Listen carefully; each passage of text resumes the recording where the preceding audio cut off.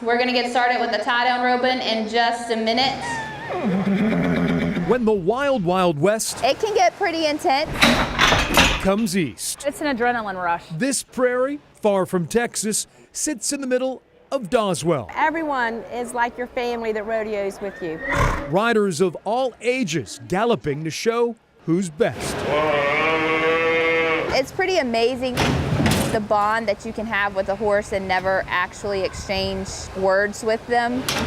Candace Parsley would like nothing more than to be competing, but she is sidelined for a very good reason. This is another picture from my high school rodeo days. The expectant mom, We're having a girl. who has been lassoing since she was knee-high to a pony, My students this week, they were like, Miss Parsley, you look real pregnant now. is due in August. My dad used to make me rope the dummy 100 times a day. But this is not the first time the New Kent woman was forced out of the saddle. He said no horses for a little while. 7 years ago, the then senior at Longwood University received a devastating diagnosis. When they said lymphoma, I really didn't even realize they meant cancer. Candace had a softball-sized tumor in her chest.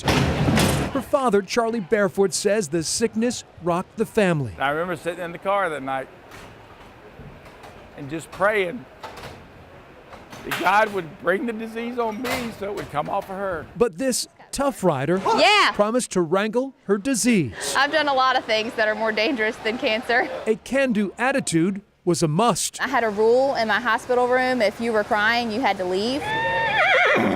And I kicked my own mom out of my room once or twice because she couldn't hold it together.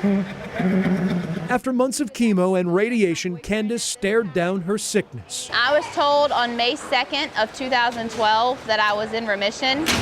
That's the way we deal with it.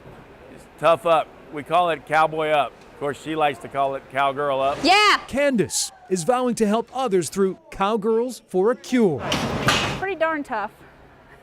The nonprofit is the brainchild of Candace and friend Brandy Slaughter. We don't go down without a fight, that's for sure.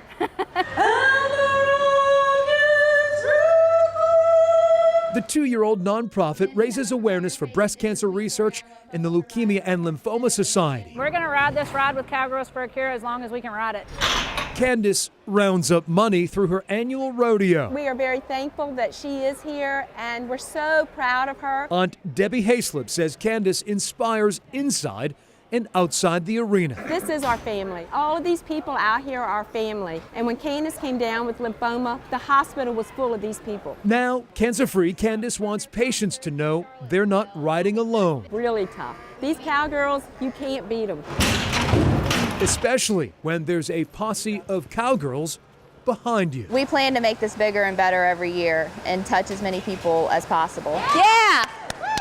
Woo! Cowgirls for a Cure 2-day rodeo raised $19,000 for the Leukemia and Lymphoma Society and the Virginia Breast Cancer Foundation, which is almost double last year.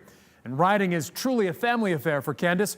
Her mother, father, brother, and husband all took turns roping cattle during the rodeo. I'm Greg McQuaid, CBS 6 News.